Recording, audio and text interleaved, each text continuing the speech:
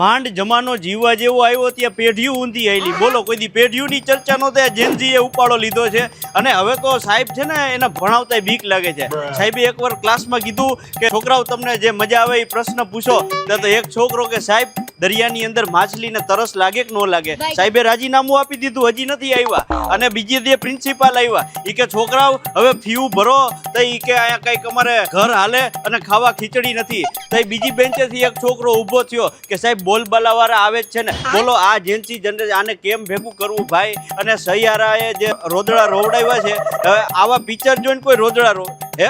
એટલે આ બધી કંઈક આડી એવડી બાકાજીકી, જેમ હું સીધો ને ખુરશીઓ ઊંધી છે એવી જ રીતે ત્યાં કંઈક વાતું સીધી જનરેશન ઊંધી હાલે છે ને એ પ્રમાણેની જમાવટ કરવાની છે. અને એનું નામ અમે બાકાજીકી આપ્યું હોય છે. તો ભૂલા વગર આવી જાજો, પ્રેમથી હું કરશું.